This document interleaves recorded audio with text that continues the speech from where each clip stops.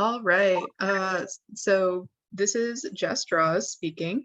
I'm one of the members of Disability Pride Madison. Just a quick note to folks that if you do not want to be in the recording, you can, of course, turn off your camera. And if you have any questions or anything, you can obviously contact me in the chat. My name is in there as Disability Pride Madison, so you can PM me or you can just have any questions you like in the chat.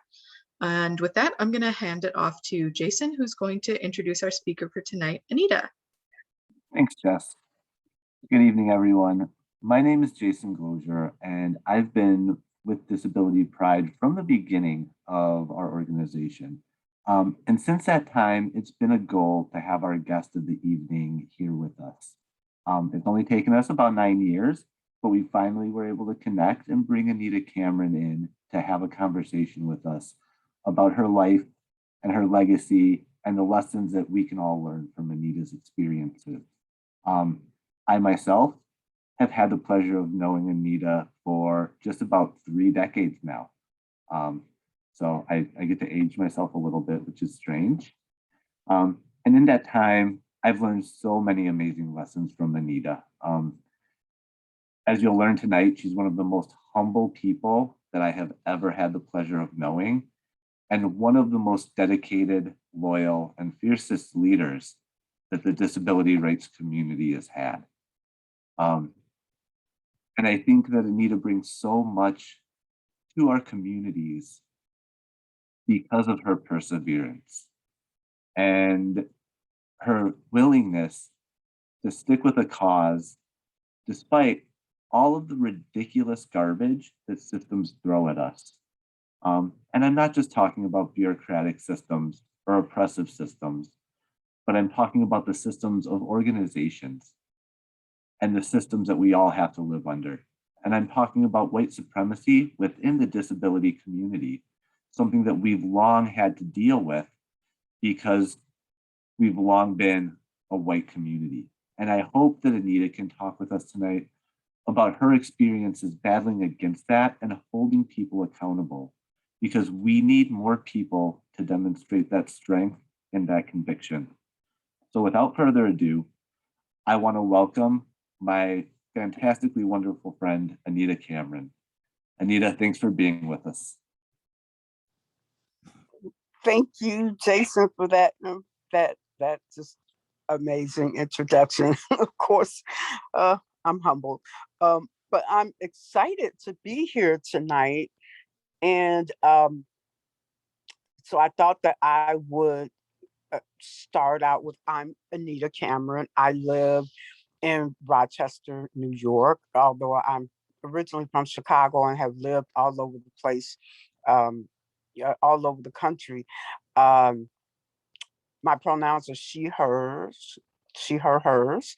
A quick visual description. I'm a Black lady with caramel colored skin, and I have very long locks, very long, like to my butt. I'm wearing a red shirt with orange lettering. It's one of our DAP national shirts says "Free Our People," and it's an image of a person in a wheelchair breaking chains and says "Adapt." And this is one of the Disability Integration Act t-shirts. So, oh goodness, where do I begin? So, well, at the beginning. So I'm originally from Chicago, Illinois, and I was born in 1965, so I'm 56. And I was born with multiple disabilities, and born at a time when kids with disabilities didn't have a right to an education. As I said, I was born with multiple disabilities. The one most noticeable being that I'm almost totally blind. And being born in 1965 and being born Black, I felt guilty. You gotta understand, I started reading at an early age, so history and all of that. And I came from kind of a historical family. I lived in the neighborhood, a neighborhood where the Black Panthers had their children's breakfast programs. As a matter of fact, I would learn later in life when I met Wade Blank that that was the neighborhood that he lived in one of the neighborhoods he lived in when he was in Chicago. So being being aware and being mature, I feel guilty that as a Black child, I was born too late to help in the civil rights movement, because we know that even children were taking part in activities. Children as young as 6 were doing nonviolent civil disobedience and being arrested and jailed. And I felt that, wow, I was born too late to help my people. Um, but then, at an early age, and shortly after that, I kind of made this childish vow that I was going to work to make the world a better place for everyone. I was so idealistic. Um, and so at the age of 16, while living with the nuns at the School Sisters of Notre Dame, I got involved in uh, social justice work. I got involved in anti-nuclear uh, movement, got involved in women's issues, anti-apartheid issues. I got involved because I am a lesbian, I'm a proud lesbian, came out at the age of 21, shortly before joining ADAPT. And so I got involved in LGBTQ um, movement, organization, and all of that. When I was 21, I was kind of hanging out with my godmother's sister Ann. Um, as I said earlier, she was School Sisters of Notre Dame. I grew up Catholic, and so at 16, I went to college, and I moved in with the nuns, and they gave me a healthy education, certainly because I was pretty sheltered, if you will, as sheltered as a little Black girl in the 70s could be. But one day I was hanging out at my godmother's house and she got a phone call. And it was from a friend of hers. And her friend was asking her if she knew of someone who could be an assistant to a gentleman with a disability who traveled around the country, and he just lost his aid. He needed a new aid. And so I happened to be there and listen to the call. And when my godmother got off, she looked at me and she said, Anita, your life is so adventurous. You should call this guy up and, see if you want to work for him. You want to do all kinds of good stuff, go do it. And so I thought about it and I said, well, sure. So I called the gentleman up. His name was Dennis Schreiber. He was deaf and blind and used a wheelchair. And we wound up talking for hours. He gave me a number of spelling tests because the method of communication that he used was finger spelling, signed exact English. And so you had to be a good speller.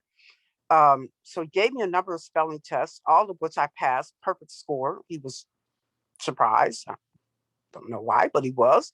And he wound up hiring me on the spot. And so I wound up working with him at the Chicago Lighthouse for the Blind as a rehabilitation service aide. And Dennis was the founder of a group called Disabled Americans Rally for Equality. And they were part of a chapter of a group called ADAPT. And at the time, ADAPT stood for American Disabled for Accessible Public Transportation, or Accessible Public Transit.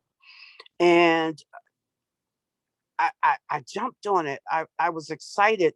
I went to my first meeting and I saw that unlike my other social justice experiences, I was not the only person with a disability. I was one of many. And I wasn't the only Black person.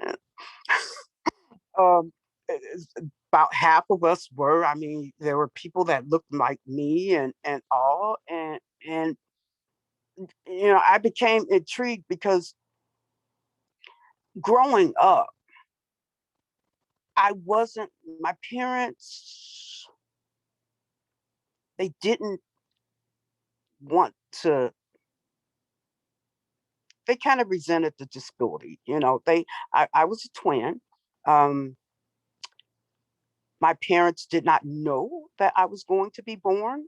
That was fairly common back in the 60s, delivering twins. Sometimes you didn't know.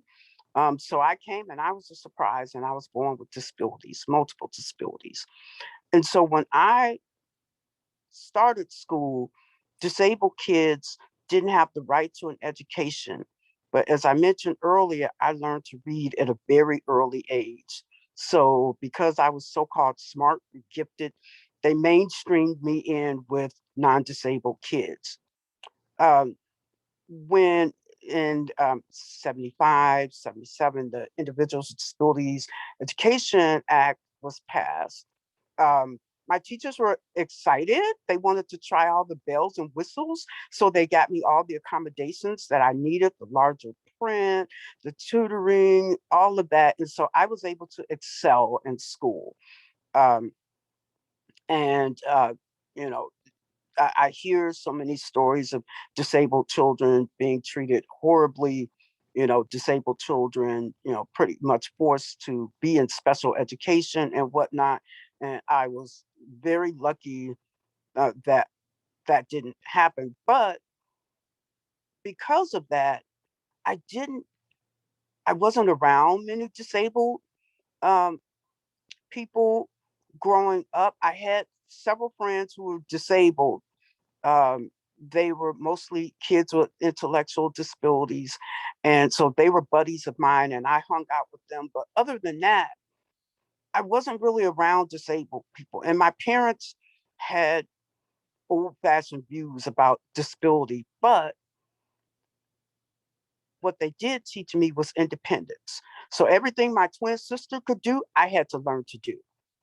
Which washing dishes, washing clothes, scrubbing the floors, all of that stuff. My parents are like, you're going to do whatever it is that she can do. And so I was born with that I was raised with that sense of independence. But until I joined the DAP, I had never been around really people with disabilities.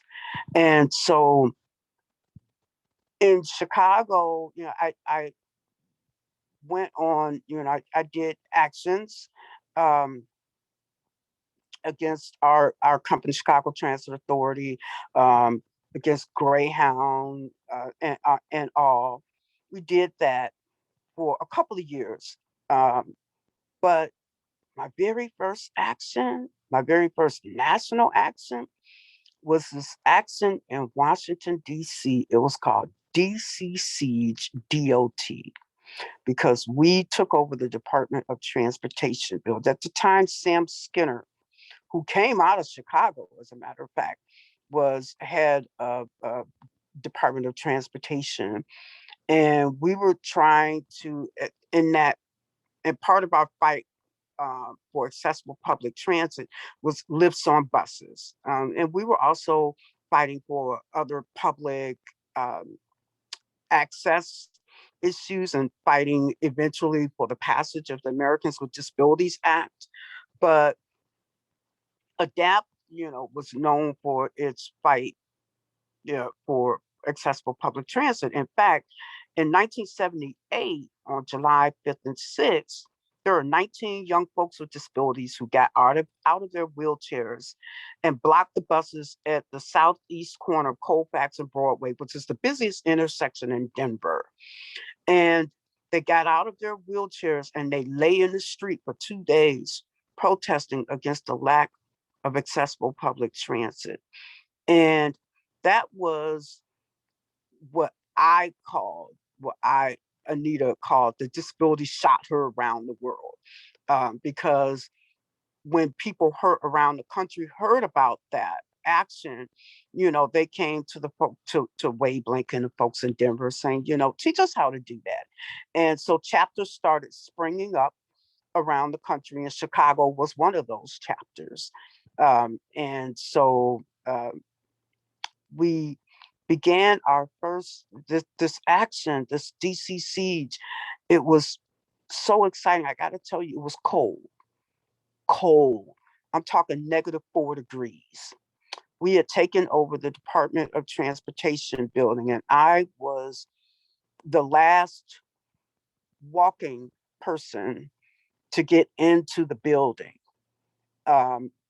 We were trying to do we tried to meet with um, Secretary Skinner to get him to, in conjunction with the American Public Transit Association, other organizations, to get lifts on buses, to make sure that people with disabilities, people who use wheelchairs, had just the right, the same right to get on the bus as non-disabled people.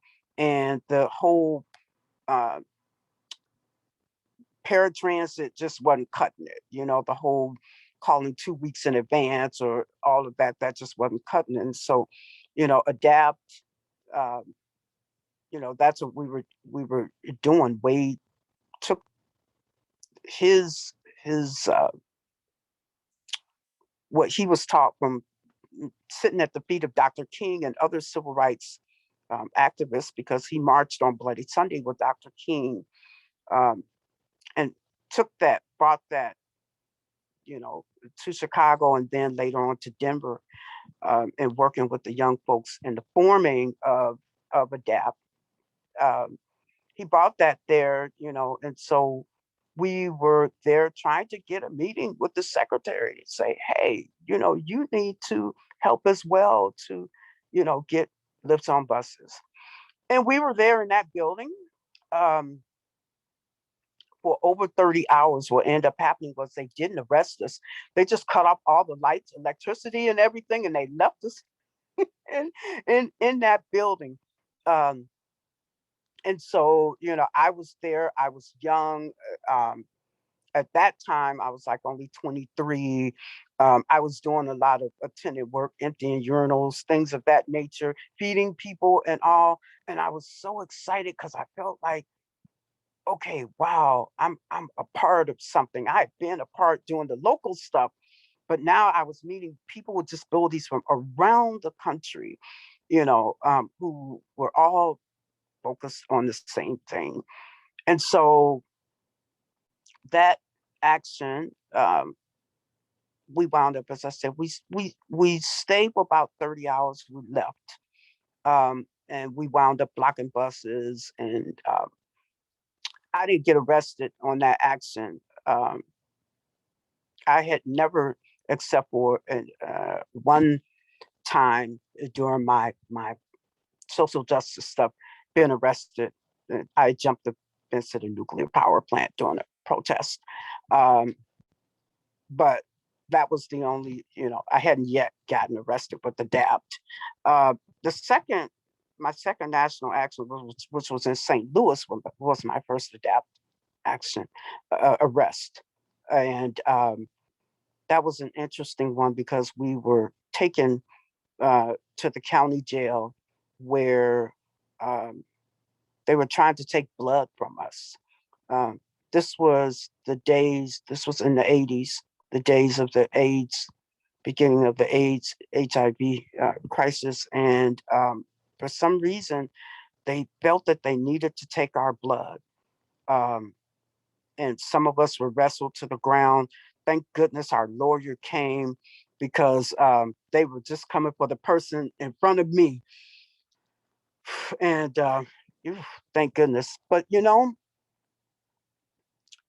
with that arrest, that that action in Washington, DC siege, and the arrest in St. Louis, I mean, it cemented me in ADAPT.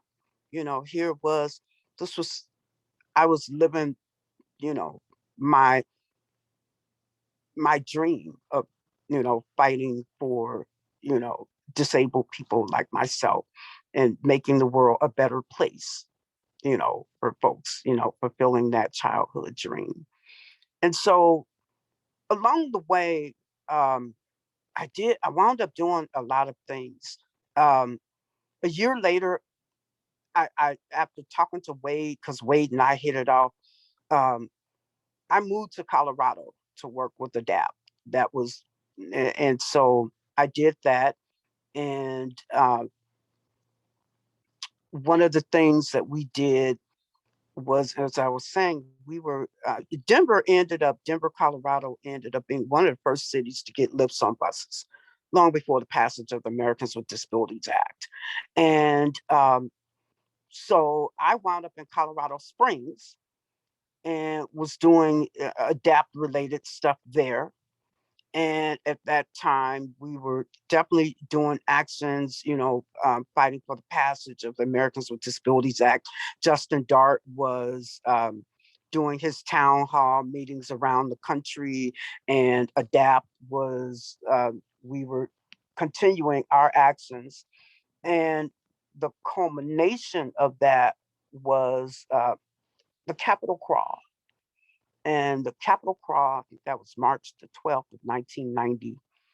And hundreds of us uh, got out of our wheelchairs and crawled, scooched, butt bumped up those 88 steps, the west steps of the Capitol. And we were showing them that, look, unfortunately, people with disabilities, without access, we're second class citizens. And this is how, so we were trying to highlight that to say, no more of this.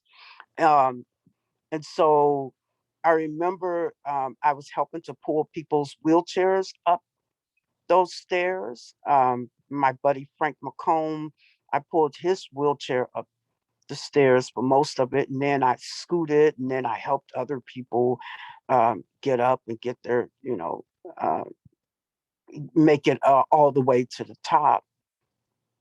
And then we wound up, afterwards, like say we went on I, it was supposed to have been a tour of the Capitol. It's kind of a fake tour of the Capitol, because once we got to the rotunda, we took it over. We stopped there, uh, chanting, chaining ourselves, everything. The chants reverberated throughout the Capitol. I kid you not. Um,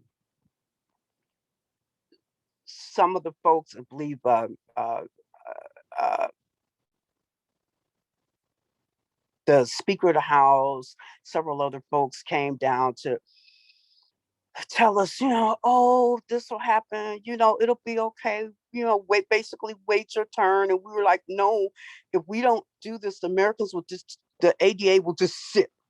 It will sit in Congress. It will die in Congress if we don't do what we did. And so ended up 104 of us were arrested in the rotunda, in the Capitol rotunda. I was arrested. I was number 81.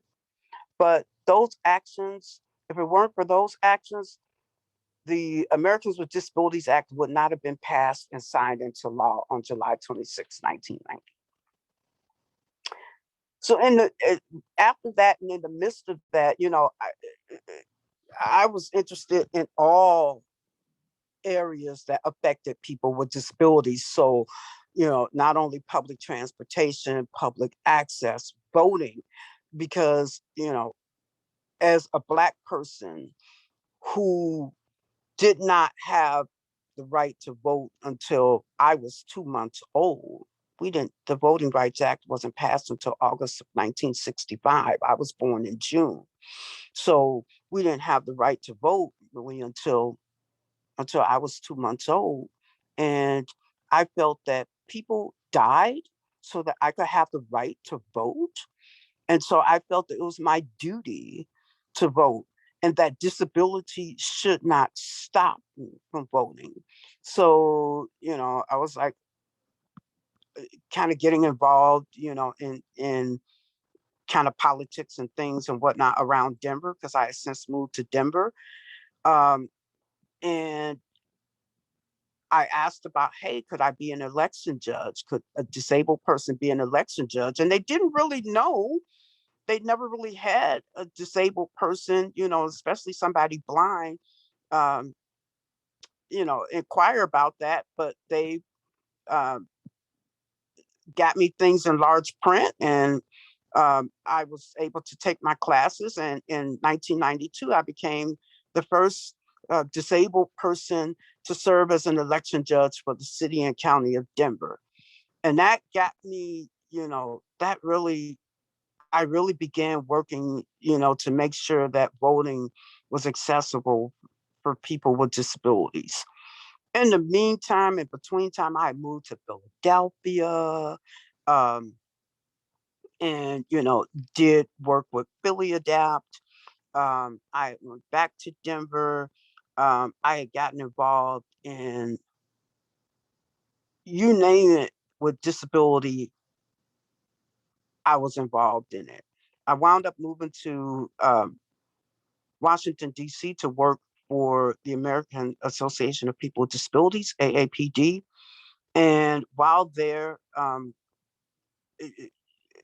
joined the I got involved in transportation issues in Washington, D.C., and joined the advisory board, um, Citizens Advisory Board for WMATA, Washington Metro Area Transportation Authority. Um, Interestingly, although they had a disability advisory and they had for the trains and for the paratransit service and all, they didn't have anything for regular bus riders. Um, Regular bus riders in DC were considered poor people. The wealthier people took the train. So, you know how things go. Poor people tend to be ignored. I was a bus rider primarily. And so I pushed for them to have a bus subcommittee, so that you guys can deal with the issues related to bus riding and all of that. And so they did, and they appointed me its first chair. And so we managed to do lovely things until 2006 when I moved to Rochester, New York, to take a job with the Center for Disability Rights. And we did all kinds of things, working for Center for Disability Rights. I, Obviously, I was still with ADAPT, doing. Um, but one of the things that we did, that I did in Washington D.C. that I continued in Rochester was I got involved in uh, emergency preparedness. In Washington, D.C., I became a member of the Mayor's Committee on People with Disabilities. And in one of our we had one of our big meetings, that we had conferences, someone came along and started talking about CERT, Community Emergency Response Team.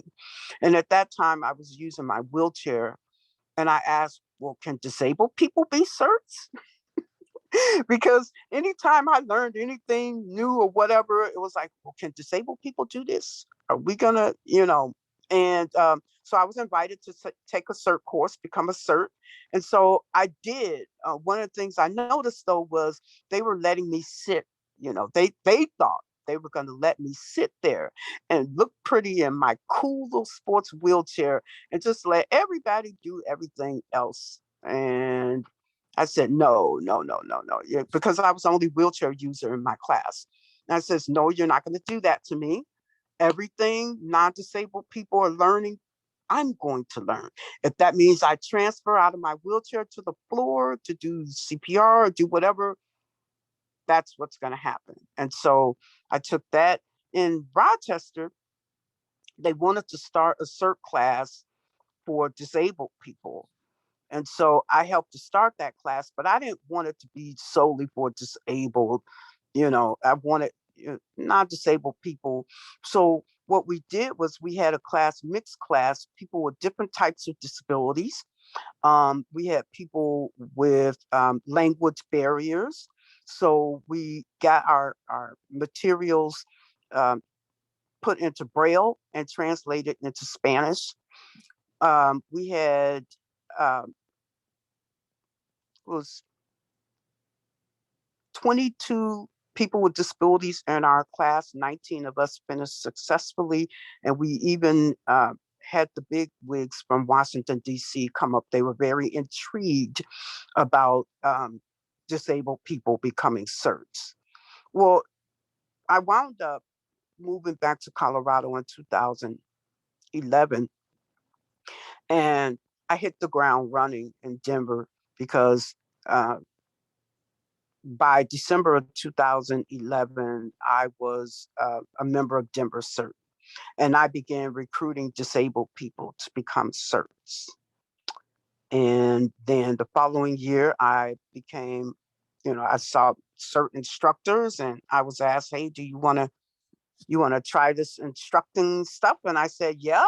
And so I became the first blind uh, CERT instructor for the state of Colorado. Funny story, Colorado was pretty strict in who they were allowed in their classes. And so the Denver people went to the state people and they said, "I got to warn you, we have a person who has applied our classes who's been arrested over 100 times." And they freaked and they wanted to know who. But when they told them it's a person named Anita Cameron, the state was like, "Oh, we know Anita. We love Anita. Sure, sure, fine." So despite my over 100 arrests, I was allowed to take the course and become the first blind CERT instructor for the state of Colorado. Wanting to carry things further, I wound up becoming a CERT instructor, a CERT program manager, and then I became a ham radio operator. No, not the ham that I was in the DAP singing and chanting, but an amateur radio operator. I met a woman who was blind, who was a ham, and I said, "Well, hey, if she's totally blind and she's a ham, I have a tiny bit of sight. I could do this." And so I became a ham. I wound up moving back to Rochester, and so many so many things I've done. I can't even go, I always say, if you let me, I'll run my mouth until the cows come home. But I imagine that some of y'all may have, you know what? Let me talk about one thing though. In 2002, when I was in Denver, um, the state decided that it was going to make major cuts to the reimbursement rates that home and community-based uh, uh, that home health care agencies got from Medicaid. They were going to do that. Now the rates were already low, but they were going to cut them 5% across the board. And what that meant was that people with disabilities around the state, thousands of people with disabilities, could wind up back in nursing homes because the home health care agencies, the smaller ones especially, couldn't survive those major cuts like that. And so our ADAPT chapter, talked about it, and I kind of got forceful with folks and said, "Look, we do things, we go out of town and we do things You know, this is not good. This is going to result in tragedy and horror for a lot of disabled people around the state. You know, they got this hearing coming up that they're trying to bulldoze through. We'll go to this hearing, but look, we got a plan. And so we planned that if this hearing didn't go right, that we were going to sit in front of the social services building until Karen Reinertsen, who was the director of the healthcare policy and finance, this was the agency that was doing these cuts, until they rescinded the cuts. You know, and so we planned this. And we had a couple of weeks and we planned it. Well, sure enough, the day of the hearing comes and it's not good. It's not good at all. And we had one of those, we had a press conference. And after the press conference, there were about 20 of us, you know, from Atlanta to DAP, Colorado DAP there. And we decided, well, let's do this. We're going to have this vigil until they rescind the cuts. And so we set ourselves up on the sidewalk, on the grass on the sidewalk, so we wouldn't be accused of blocking the sidewalks. And there was only one entrance to and from the state social services building that Karen Reinertsen had to walk past us. We formed a gauntlet and she had to walk past us. For the first few days, she would, oh, how are you? Are you okay? You know, all of this infantilizing, whatnot, you know, I guess she thought it was novel, you know, and whatnot, but what could they do? I mean, the police will come and check on us, but they couldn't arrest us because we weren't blocking anything. Finally, on day 10, she just realized that we were serious. And so they began working with us. They brought their books down. They told us, look, if you can find us $2 million, we'll rescind the cuts. And so we looked and we didn't find them $2 million. We found them $3.5 million, where they could take from, you know, utilized instead of these that they could do. So they began to take us seriously. And so by day 14, they agreed. They literally agreed to our demands. We wrote the language. I wrote the language, and they accepted the language. And we had a victory. And they rescinded the cuts that day. And they had this big press conference, and Karen Reinertsen said she had never heard of recipients of programs coming to her. You know, it was always it was never people immediately affected by it. You know, it was always the big wigs. And so that led to actually a working relationship with the Department of Healthcare Finance that's actually going on in Colorado to this very day almost. But what it led to was we wound up with this vigil. We had created this website and all, and so people around the country knew about it. I got asked to write a guide, you know, to vigil, which I did. And we had a strategy meeting in Salt Lake City, and we were just high on the hog from this huge victory of ours and talking about it. And Nancy Salandra from Philly Adapt got up and said, you know what, we ought to do a march. And we ought to do a march from Philadelphia to Washington, D.C. to bring awareness of MICASA, the Medicaid Community Attendant Services and Supports Act. That was our legislation that would create a national program of attendant services and supports. Because when the Americans with Disabilities Act passed, ADAPT harkened back to, you know, our roots of those 19 young folks coming out of the nursing home, to create, originally it was to create a program where a quarter, 25% of the national budget for Medicaid would be put into a national attendant services program.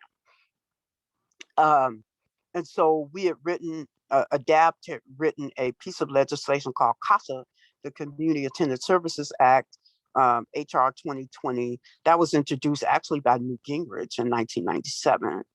And then over the years, it changed and morphed. And so by this time, it was MICASA, the Medicaid Community Attendant Services and Supports Act. And so we had planned this, you know, we were like, whoa, can we do this? 144 miles, people in wheelchairs, disabilities, what, can we do this? And so we were told, you know, think about it, see what you want to do. Next day, we'll decide if we want to do this. So we were all excited. It was like, whoa, in March, yeah, we could do this. We could do this. And so, long story short, we said, yeah, we'll do this March. We'll do it. And so we planned. We planned for years, a little over a year. We planned for this march. And I did media and whatnot for the state of Colorado, and was on that. And so we did it. We did it. 180 of us started out on, we got to Philly on September 3rd, 2003. And on September 4th, we started out on this march. And I'll never forget, it was raining. Oh, it was raining. To say it was raining cats and dogs, it was raining buckets, biblical. That was an understatement. I mean, it was, there are no words. And the Free Our People March was the hardest thing I ever done in ADAPT, but it was the best thing. Oh my gosh, I loved it. It was so hard, but I loved it. What we had done was we planned this route through Pennsylvania, Delaware, Maryland, into Washington, D.C. And so for 2 weeks, we marched, and we marched an average between 5 and 10 miles a day, thereabouts, to do it. And we oh, we slept in some interesting places. We slept in parking lots. We slept at the police station. We slept at a camp. The most interesting place we slept was at a de-iced skating rink. That because it had a fireplace inside, and the ice and all had created its own weather system, so there were clouds in there and everything. We also, I have to say, we ate. We ate probably better on that, than because we got so many donations of food and everything. It was just, we had, once we got to Washington, D.C., and we got there before Hurricane Irma, Ida, I can't remember, started with an I, but it was like we got into Washington, D.C., it was gorgeous and everything. And the next day, the hurricane hit, and some of us were stranded, but those of us who had driven in the vans had managed to come home. But we had Congressman Danny Davis and Congressman Shimkus and all kinds of people who got out there and supported us. On our day in Delaware, a certain Senator Biden, Joe Biden, came to speak to us. He always supported uh, along the, as I said, all the way up into the uh, Disability Integration Act. We had support from Senator Biden. So, and I tell that story to say, that 2 weeks on the street in Denver, that vigil led to probably one of the biggest things that ADAPT had done, which was our Free Our People March. I'm going to stop and see if y'all have questions for me, because I don't mind answering questions. And like I said, I could run my mouth till the cows come home. So questions, anyone? And we absolutely love that, Anita. So you are in good company of people wanting to hear exactly what you have to say. We do have one question. It looks like, Liz, if you wanted to, I mean, I can read your question, or if you want, you can come off of mute and say your question.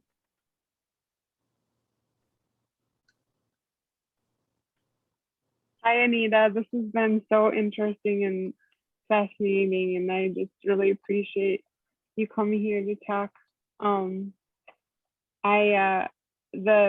The thing that I wrote in the chat line was, I think you mentioned this in the beginning of the talk, but can you talk about how colored disabled people versus white people, disabled people, have different levels of disability? Well, so unfortunately, due to racial disparities in healthcare, we get ignored. We receive inferior healthcare in comparison to whites, and so disability is definitely it's a thing in among communities of color, and we often lack the access that whites, even poor whites, have. We often lack the access to those to resources that white children get, and all. And so there are differences. There are major differences, and I'll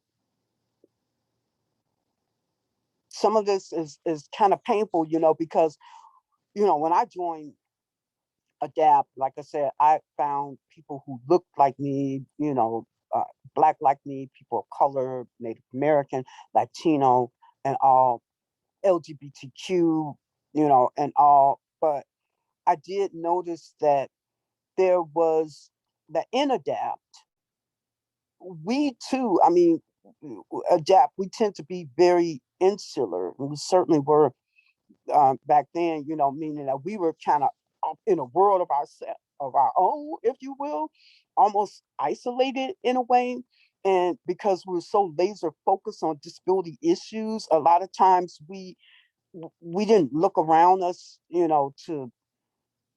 to see that there are other issues that may not be disability issues, but affect people with disabilities, or that affect, various communities and stuff. And so, I noticed that, ADAPT was white led and all. I'm not saying that there weren't beloved Black folks or Black leaders here and there, but,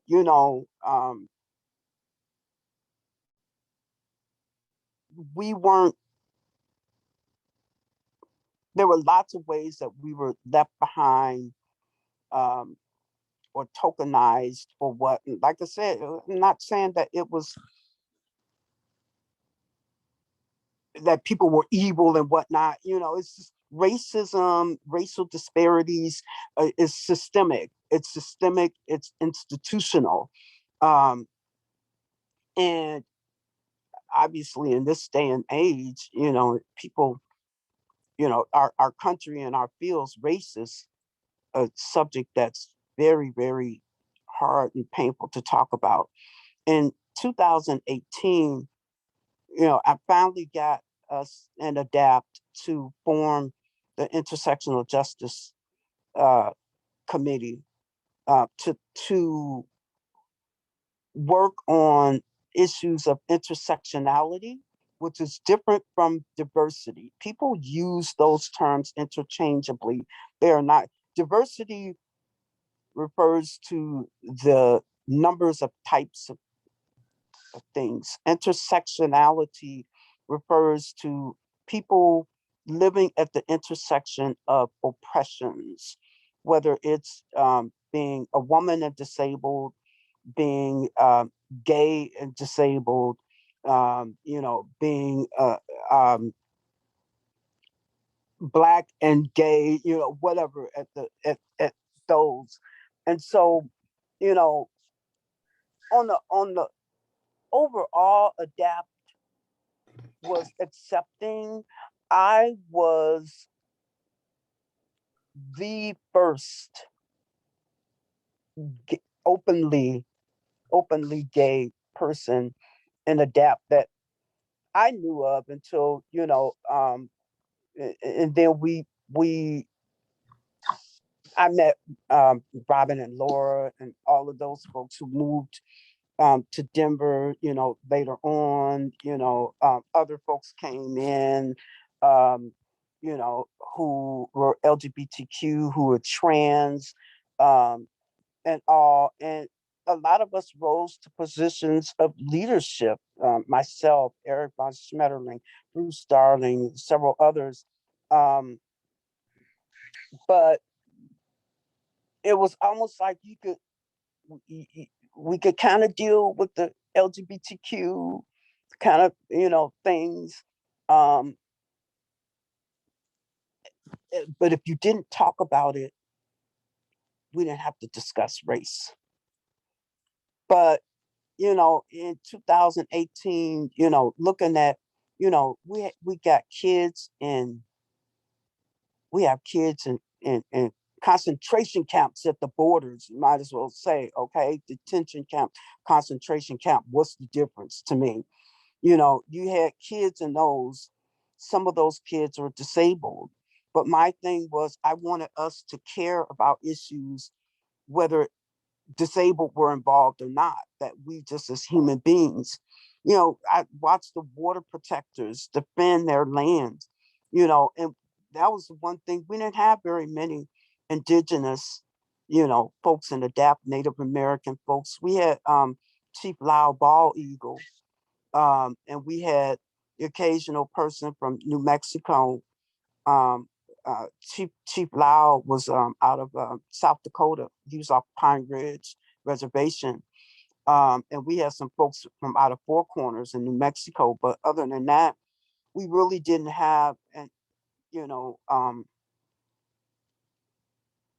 indigenous, Native American, First Nations, folks, from unceded lands across here at Turtle Island, in leadership. And so what I wanted to do was to bring ADAPT into the 21st century, if you will, to talk about, and look at the police brutality happening with Black folks. We have plenty of Black folks in ADAPT.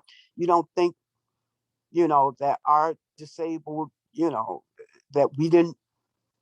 I've had interactions with police outside of ADAPT, actions, lots of us did, and then we had to we need to put more folks who aren't white males into leadership, and for a while we thought, okay, we put women in leadership, but it's like, no, or we put, our Latino sisters and, folks, sibs, fam, in leadership, but, it's like, what about all of us? And so, I'm not gonna lie, the whole talking about racism and racial disparities and intersectionality and ADAPT was painful. And I lost friends. I lost people as friends who I'd known 20, 30 years, who said they loved me, but race is just too sensitive a subject. And so more and more disability organizations are addressing issues of race and intersectionality. Some have even, taken steps to make sure that, their staff and their boards and everything are intersectional.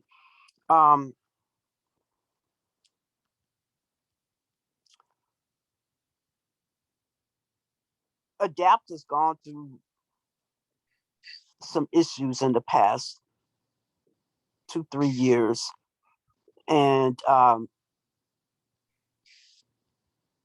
think that we, in some ways, we're a little better, but I think that we have to come up with a real live plan, written plan, for concrete stuff and not performative things. Because you can march in all the Black Lives Matter marches you want, but if you still don't have adequate BIPOC, Black, Indigenous, people of color leadership and real leadership and not tokenization, it's just not gonna happen. So I hope I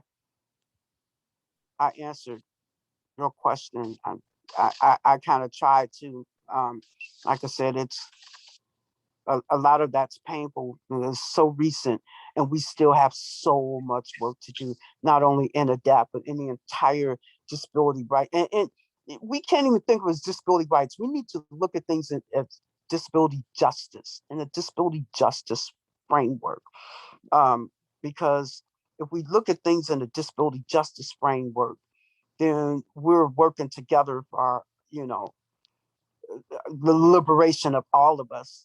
If we embrace intersectionality and understand that, that we exist, all over, that there are, I mean, me, myself, I make a joke that if you looked up the term intersectionality in the dictionary, there'd be a picture of me next to it, because I'm Black, I'm disabled, I'm a lesbian, I'm a woman, I'm poor, I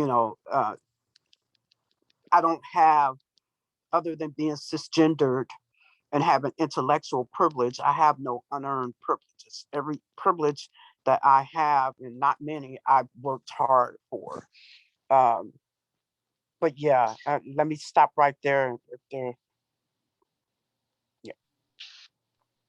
Thank you so Thank much. you so much. Yeah. So this is Jess speaking. We did have one more question. Well, first we had a lot of agreement in the chat. Cheers for disability justice framework and access for all, of course.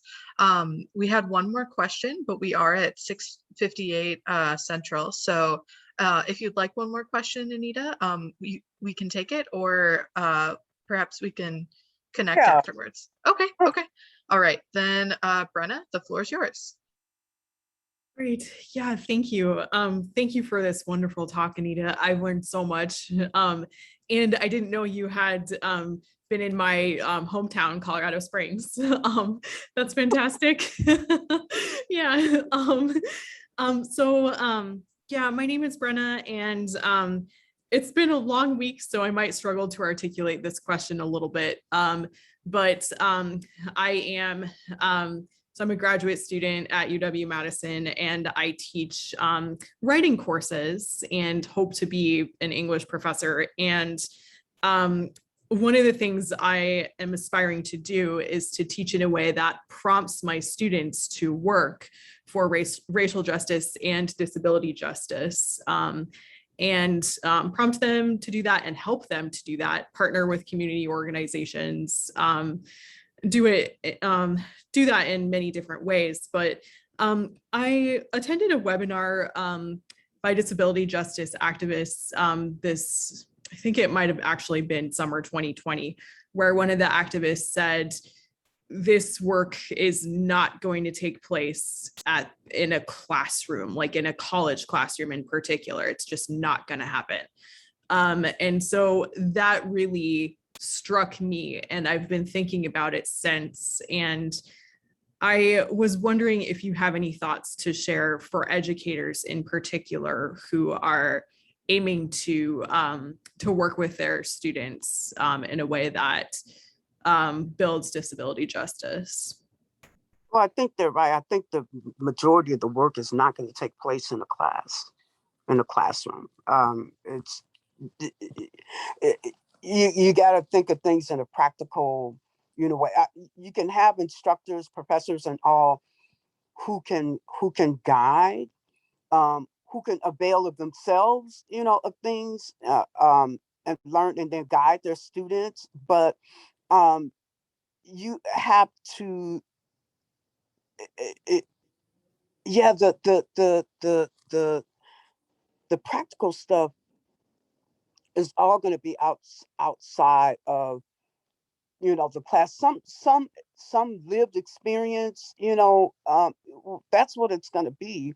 Like for instance, I'm doing what I'm doing now. I write a lot,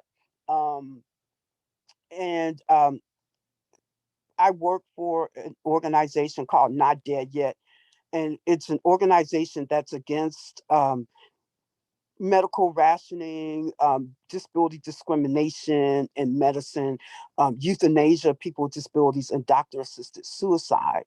And a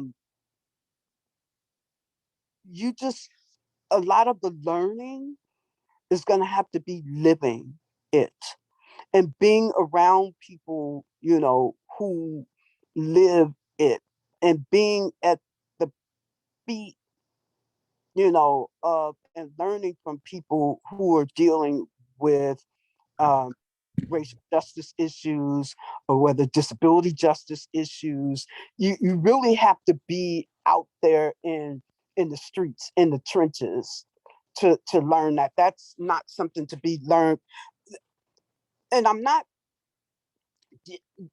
don't get me wrong, I'm not devaluing classroom learning, but the practical stuff isn't going to be, like, for instance, the classes are now making it illegal almost to teach um, uh, about race, or critical race theory or things of that nature, which means you're leaving out important things in the history of this country.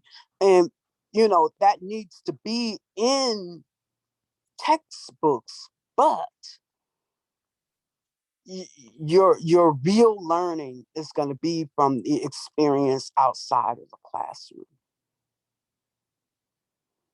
from being with people who experience, and but kind of learning on your own, because you don't want to, you know teaching all of this, from people who are impacted by this harm. That's emotional and physical labor and all that. you don't